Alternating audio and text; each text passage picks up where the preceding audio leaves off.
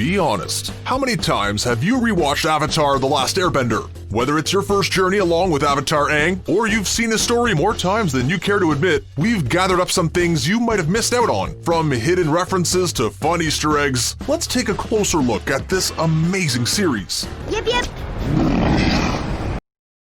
We know the residents of the Spirit Oasis may look like koi fish, but they actually have very appropriate names considering their role in the world of Avatar The Last Airbender. The moon spirit's name is Tui, which means push in Mandarin Chinese, while the ocean spirit La's name translates to pull in the same language. This makes sense when you think about the moon's push and pull on the tides, which led to the discovery of waterbending, the only art which didn't originate from animals. Firebending was passed down from dragons, earthbending came from badge moles, and airbending was taught by flying bisons like Appa.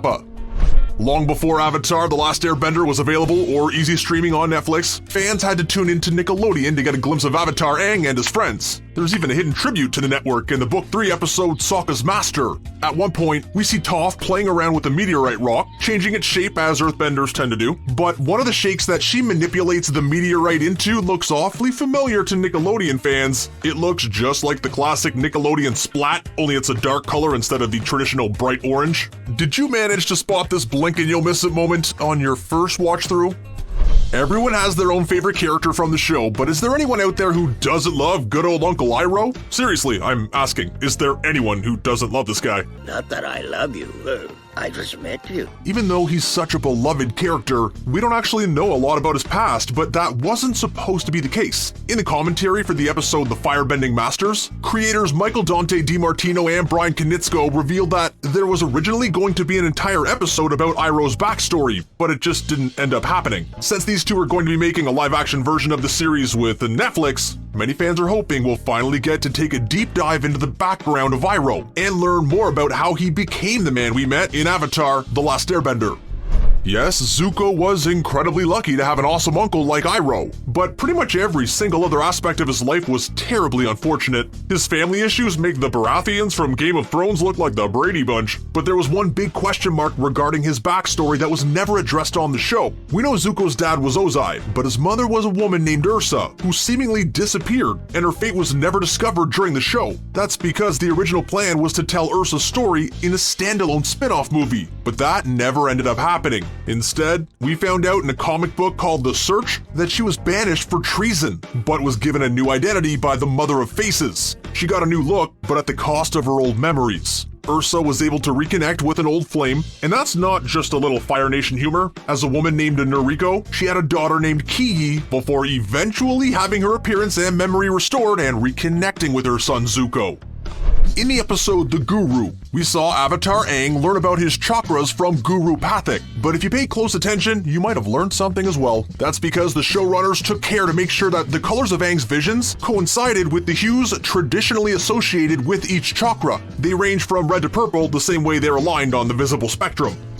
In this fictional world, not everyone is capable of mastering the elements, but that doesn't necessarily stop them from fighting. We all know June isn't shy about getting involved in altercations, and in Sozin's Comet Part 1, The Phoenix King, we saw her facing off against a very familiar-looking opponent, or at least someone who's well-known to video game fans. With that white G and red headband, he's absolutely unmistakable as Ryu from the Street Fighter video game series. June's lucky he didn't hit her with a Hadouken.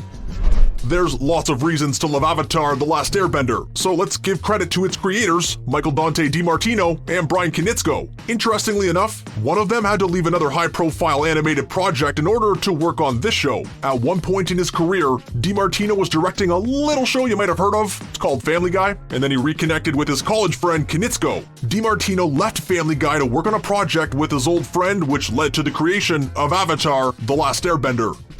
Iroh is always a great character, but he underwent a voice actor change during the second season. At one point, he was voiced by the award-winning actor Meiko Iwamatsu. You might recognize him as the guy behind Aku from Samurai Jack or the narrator from Dexter's Laboratory.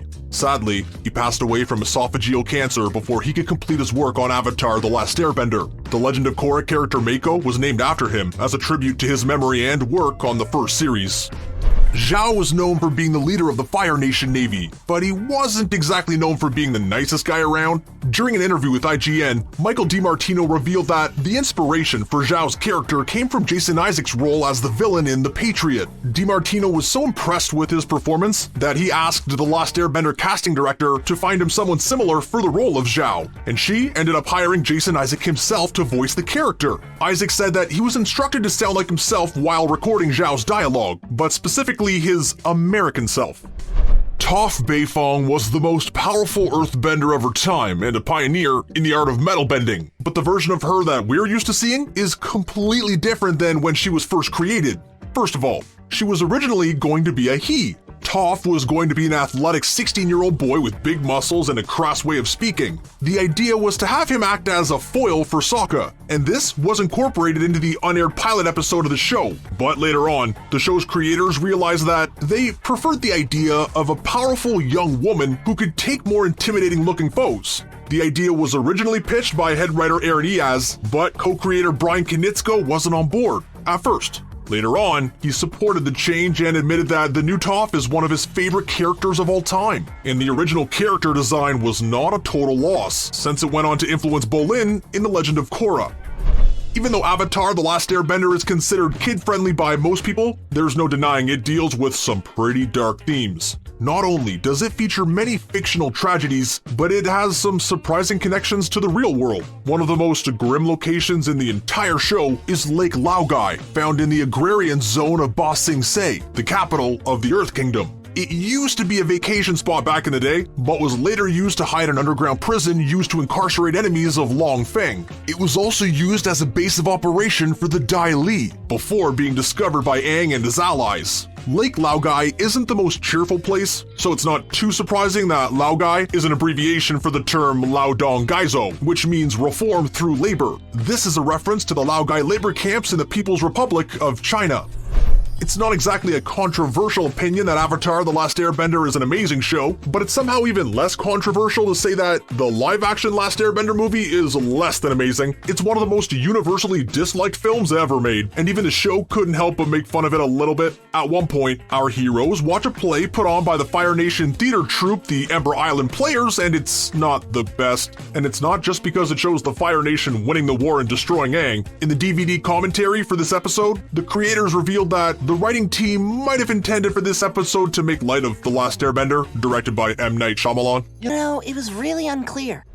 Before Avatar, Aang spent a century encased in ice. He was close to his mentor, Monk Yatso. In fact, some fans suspect that he and the other monks are where Aang developed his sense of humor in addition to his airbending skills. Watching Aang realize that his father figure had perished after he ran away was devastating. But few fans realize that Monk Yatso was named after an actual person. He shares his name with the 14th Dalai Lama, Tenzin Gyatso.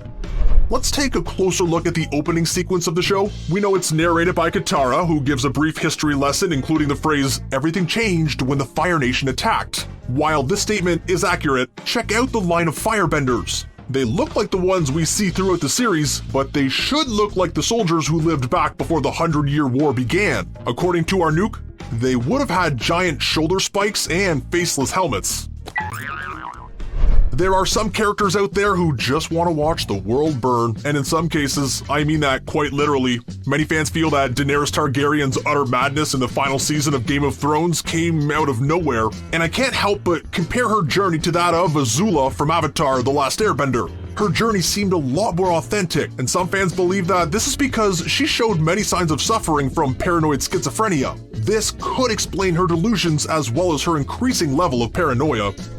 There are many interesting things to look at in the world of Avatar: The Last Airbender, from elemental bending to flying bison. But if you listen closely to the voice of Ozai, you might recognize a very familiar sound. Yes, that's the voice of the legendary Mark Hamill. He's best known for portraying famous Jedi Luke Skywalker, in the Star Wars franchise, and he also voices the Joker in Batman, the animated series. Even though he plays one of the most well-known heroes in a galaxy far, far away, we have to admit, Hamill certainly makes an excellent villain. After Aang wakes up from his ice nap, he has a lot to get used to. The world as he knew it had totally changed, and everyone he once knew was long gone. Well, almost everyone. At one point, Aang and his friends encounter King Bumi, but Aang fails to recognize him at first. In Aang's defense, he's 100 years older now, while the Avatar looks the same as Bumi remembers him. To get Aang to out himself as the Avatar, Bumi throws a piece of chicken, causing him to airbend it away. An interesting detail here is that King Bumi remembered Aang being a vegetarian and used this knowledge to confirm his identity. This one is a pretty deep cut you might not have noticed if you've only watched the series a single time, and if that's the case, you should probably watch it again once you're done with this video just to be safe. In the episode The Puppet Master, Team Avatar speaks with an innkeeper named Hama, who was once part of the Southern Water Tribe. She tells them about the time her camp was raided by the Fire Nation, and she ended up imprisoned as a result. During her flashback, we see a Fire Nation warship which freezes in the ice. This is the exact same Fire Nation ship Aang and Katara encountered all the way back in the very first episode of the show. There's something so satisfying about a small detail being a major callback. We all know that Zuko started out as a villain before becoming an ally of Avatar Aang and rebelling against his father, but some fans were hoping his friendship with Katara would cross over into romance at some point. Sorry, Zutara fans, that ship never ended up happening. Even Dante Bosco and Mae Whitman, the voice actors for Zuko and Katara respectively, were on board, but even though these characters didn't end up together, their voice actors did have the opportunity to work together again. Bosco voiced Jake Long in the show American Dragon, Jake Long, while Whitman voiced his love interest on the show. I'm not sure how large the crossover is between fans of Avatar: The Last Airbender and fans of professional wrestling, but this reference is pretty hard to miss. In The Blind Bandit, we see an earthbending competition called Earth Rumble 6, and it's not hard to see the similarities between this and an actual Royal Rumble wrestling event. There's even a wrestler called The Boulder, which is clearly a reference to wrestler turned movie star Dwayne The Rock. Do you think that enough years will pass someday that we'll forget Dwayne Johnson used to be known as The Rock? The boulder's over his conflicted feelings. There's a different element in the episode The Siege of the North Part 1 that depends on which language you watched it in. A couple of more years and you might be ready to fight a sea sponge. The comparison to Sangok's performance and a sea sponge is a reference to a cartoon character you're probably familiar with who lives in a pineapple under the sea. It's a SpongeBob SquarePants reference, but in the German translation of this episode, Paku mentions a starfish. This is another SpongeBob reference, but one aimed at his best friend, Patrick. Earlier, I talked about the fact that Toph had a major makeover between her initial character and what we ended up seeing on the show. She's not the only character that almost looked completely different, so let's take a look at what our beloved flying bison Appa almost looked like. Instead of being a bison, he almost looked like an anthropomorphic dog, but even that is closer to his final design than Momo got. Originally, Momo was going to be a robot instead of a lemur. When Appa was transformed into a bison, he originally had a pair of large, spiral-shaped horns, but apparently, these horns were just way too much of a pain to draw, so the spirals were straightened out in the final version. Stop! Abba, stop! Zuko was fortunate enough to have the help of his Uncle Iroh, but he very nearly had an animal companion by his side as well. In the original script, Zuko was going to have a pet hawk who would end up functioning as a foil for Momo. Ultimately, the writers nixed the idea of Zuko's pet hawk, but found another use for his character design later on. Hawkeye jumped from being the pilot to being Sokka's messenger bird. Even though he was Sokka's pet and not Zuko's, this didn't mean that he and Momo got along any better. Sokka might have a great sense of humor, but this member of the Water Tribe was pretty unlucky when it came to love. At least the first time around. He ended up falling for Yue, a princess of the North Water Tribe. Sokka acted as her bodyguard, but sadly, he couldn't keep her safe from her final fate. During the Siege of the North, the spirit Tui was destroyed, threatening the delicate balance of the world. So Yue sacrificed herself to replace it, which is fitting because the word Yue means moon in Mandarin Chinese. After losing Yue, Sokka did manage to find love again with Suki, whose name is a version of Tsuki, which means moon in Japanese. Apparently, Sokka just couldn't escape the pull of the moon. Suki is a popular character, but the show's creators had no idea just how much fans would like her. In fact, she was originally going to appear in Book 1 and then never be seen again after the episode The Warriors of Kyoshi. But not only did the fans desperately want more Suki, but so did the crew behind the scenes. The showrunners were savvy enough to make her a member of Team Avatar, but interestingly enough, she was actually cut out of the live-action Last Airbender movie. Originally, Jessica Jade Andrews was cast as Suki, but she and the rest of the Kyoshi warriors were cut out of the film because M. Night Shyamalan worried about them taking the focus away from Aang. Clearly, when it comes to creating Last Airbender content,